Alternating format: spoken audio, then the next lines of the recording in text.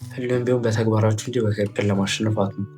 በክርክር ያገኛችሁት የሚመስላችሁ ጊዜያዊ ድል ከጊዜያት ቆይታ በኋላ እናንተ ላይ ከባድ ችግር ያመጣል። ያ ያገኛችሁት ድል የሚመስል ነገር በጊዜ ሂደት የሚፈጥረው ቅሬታና መጥፎ ነገር ዘላቂ ነው እና ያንን ነገር እናንተን ይጎዳቸዋል። ከዛ ይልቅ ሁሌም በተግባራችሁ ለማሸነፍ ሞክሩ። አንድ ታሪክ አለ።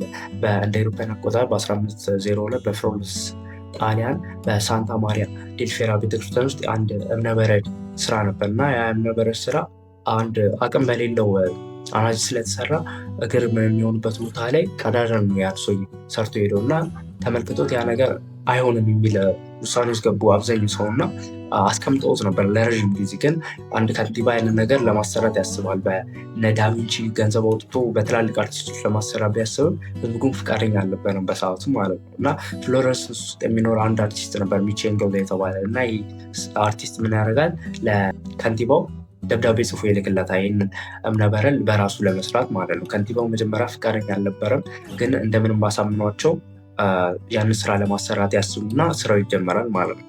እና ያ አርቲስት ያንን እብነበረድ በአግባቡ ከመዘነው በኋላ ያንን እብነበረድ ወደ ምን ለመቀየር አሰበ? የዳዊትን ወንጭፍ ይዞ ያለውን የእብነበረድ ስራ ለመስራት ወስኖ ተነሳ ማለት ነው። እና ከሳምንታት በኋላ ያ ከንቲባ ሲመልስ ያንን ነገር ተመለከቱ እና በጣም ያምራል ተሰርቷል፣ ግን ሲያዩ አፍንጫው ላይ ይሄ ነገር ተልቋል የሚል ነገር ያቀርብለታል አርቲስቱ። እና አርቲስቱ በሰዓት ላይ ምንም ክርክር ውስጥ አልገባም።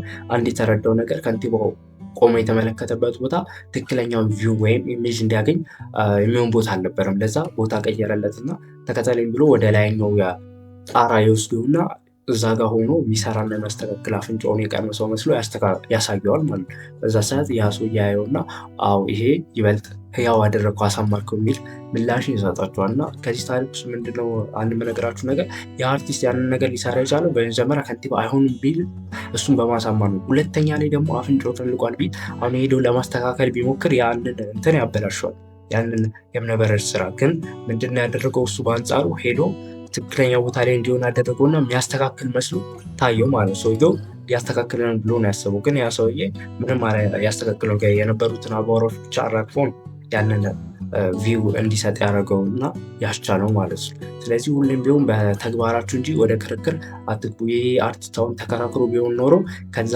ከንቲባ ጋር ማን ግንኙነት ነው የሚፈጥረው ማለት ነው። ከዛ ከንቲባ ጋር ቁርሾ ነው የሚፈጥረው እንጂ ሌላ የሚያገኘው ጥቅም አልነበረም ማለት ነው። ስለዚህ ሁሌም ቢሆን ድርጊታችሁ እንጂ በክርክር ለማሸነፍ አትሞክሩ።